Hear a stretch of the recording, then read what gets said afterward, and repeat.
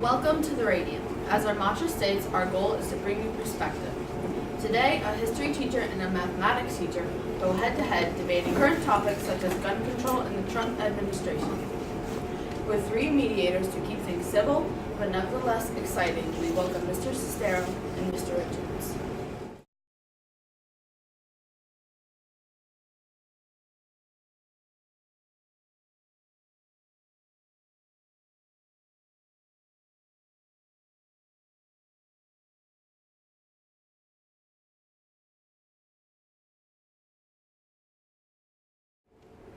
I'll let you take the first shot. Okay, this is not the first time that the idea of those statues being controversial has happened throughout history. I mean, right after the Civil War. They didn't put them up right after the Civil War. They really didn't come about until the turn of the 19th century, when many who had actually fought in that battle wanted to not let the memory of that war and what it was really about pass.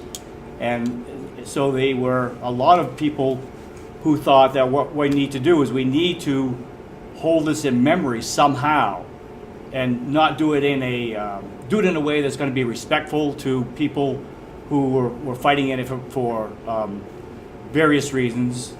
A lot of it, of course, was to recognize the actual warriors, the soldiers who died. The average soldier in the Civil War probably was not fighting solely because of the main cause, slavery. We all know that that was the main cause of the Civil War.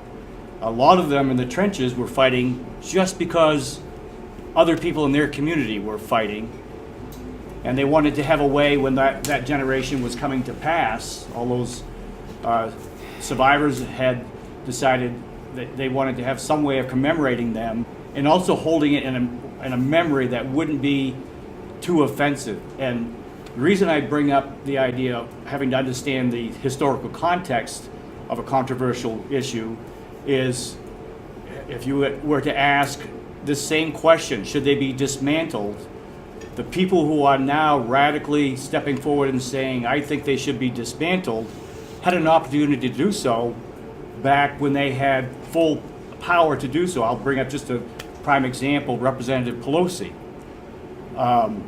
When she was a House Majority Leader, she never raised that issue at all. As a matter of fact, she was asked, when your father, he was the mayor of Baltimore, when he was inaugurating a couple of these statues, they were putting up a statue in Baltimore of General Lee and General Jackson. He said some very praiseworthy things about General Lee and General Jackson. When Representative Pelosi was asked, what do you think about your father's comments about these statues then, being very praiseworthy of them, what do you say about that? And she did not respond to the question. So you have to wonder, what is the purpose for raising the underlying concern here? Who the people? Can I? You said a lot of things there. So if you go any longer, I'm going to. I'm going to have a brain aneurysm here. I can't remember that many things. So, first and foremost, objectionable.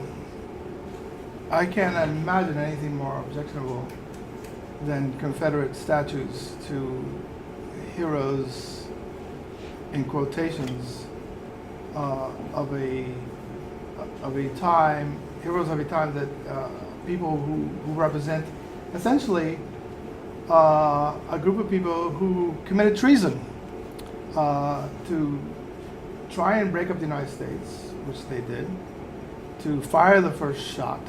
Those are treasonous acts, number one. And I must say, you are correct to point out that a lot of these statues did not come to be until the turn of the century. I think that's probably because the fresh memory of what those people did in the latter half of the 19th century disallowed people to have the hubris, the chutzpah, to put up those statues. But after a little time went by, and this nativism started coming out of the woodwork again, and lynchings started becoming prominent and popular at this very. That's when those statues started to be put up. It was a very hot time racial-wise. The making of these, how do we call them? These Confederate monuments coincide with the lynching of black men, women, and children. They absolutely coincide. Yeah. They came But- about at a time, So I what- think, when white people were wanting to get back to what they considered to be their way of life, and Yeah. to the degree that they could. So it makes you And their wonder- way of life did not consider the feelings and the lives of African Americans, the only people who were brought here in chains and who suffered Yeah, but that does- unremittent, disgusting, inhumane Of course. behavior. Of course. Right. But doesn't make you wonder how they were allowed to be put up then? And I think they were allowed to be if you put do up the then because- research, well, that's easy. You'll find why. Back then, the South was a very solid Democratic bloc. And one way to create a lot of political loyalty was to put up those statues. So if you're going to tear down statues to the Civil War or to icons of slavery and icons of the South, maybe we should do away with the Democratic Party as well. It had nothing to do with politics. It was had to very do- much to do with It had to politics. do. And now that it they're had to- not- if I may. Yeah, if I may. but now I'll that- let you speak, right? Let me just finish my thought on the political go end ahead. of it. Now that the South is not a solid Democratic bloc, it's actually turned very Republican. Now, what's a good way to get Republican legislator who wants to run for? What's a good way to knock him off of his course? Let's talk about these statues and start tearing them down. If I may, because I think I don't know. I'd be interested to discover where you get that information. But here, Well, the South was a Democratic bloc for a long time. yes, yeah, like Lincoln was a Republican. But you know that those things changed. That one party became the other. It's a long and convoluted change over a long period of time. For the purposes of this discussion, I don't think we need to get into. What we do need to get into is the notion that people felt emboldened at the time, that is to say, white people, by the anti-immigration nativist sentiments that were coming out of the woodwork yet again.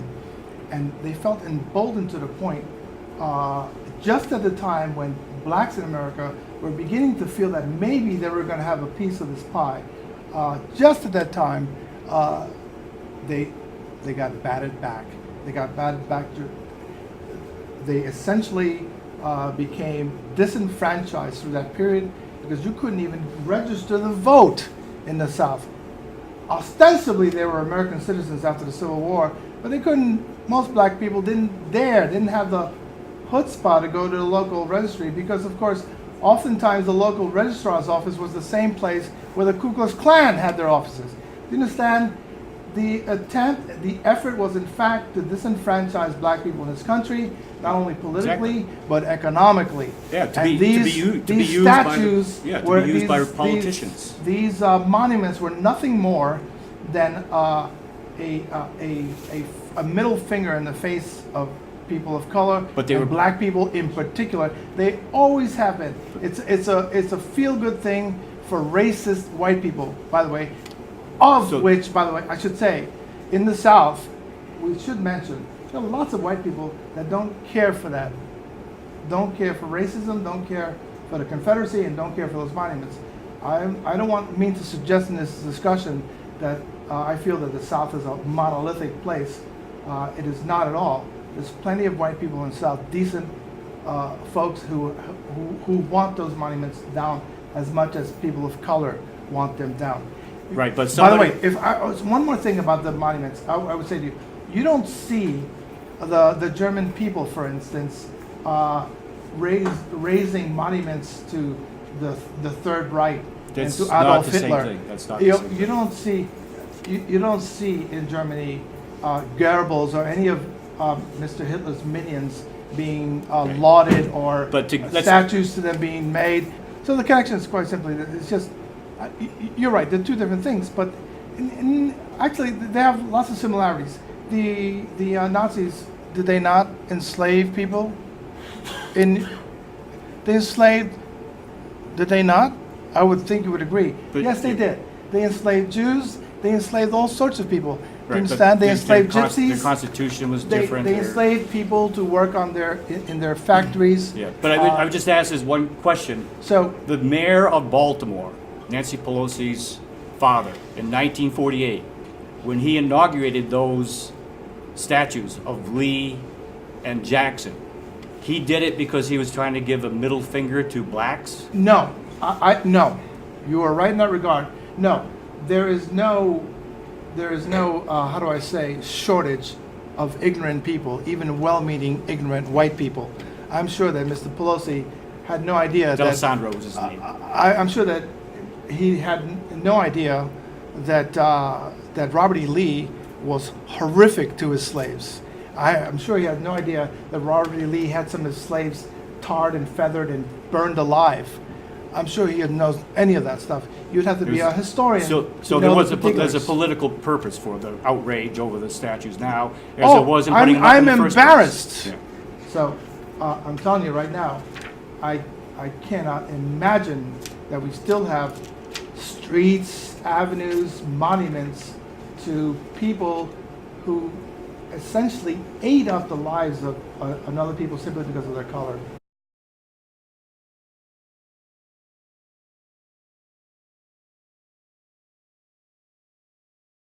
Well, I'll just start out with a very simple question or concept. When seconds matter, the police are only minutes away. My response to that is that I've met with police here in this school district. In fact, I should tell you that I was once a New York State trooper. I have some particular training. I met with local cops. I met with the county sheriffs. We met with the state police. And they presented the school leadership here at some point with a conundrum. And it was simply this. They didn't think they could be here in less than 10 to 15 minutes. The history of these shootings has been that within 3 to 5 minutes, the whole thing is done. Just 2 weeks ago, 2 weeks and a day ago, that idiot that killed those high school students in Florida, he was in the school for something like 6 minutes, and he had already killed everyone he was going to kill within 3 minutes. This is the problem that the police have, is like, how do you close that gap short of creating a place that looks more like a prison than a school? And I get it. That's actually a real problem. There are some things that we could do that to make it a little bit safer here. But I understand the question of having people armed. It sounds good when Trump's, it sounds reassuring that my colleagues and I would be armed, or X number of us, X percentage of us would be armed. But the fact of the matter is that first and foremost, the ability to shoot a gun straight is a perishable skill. You must practice weekly to be a good shot. I would assume those of us who've done a lot of shooting. I would assume that any policy like this would have to be very well vetted. There would have to be a lot of training involved. There would have to be a lot of insurances. There'd have to be reimbursements. It would not be an inexpensive proposition. Thank you.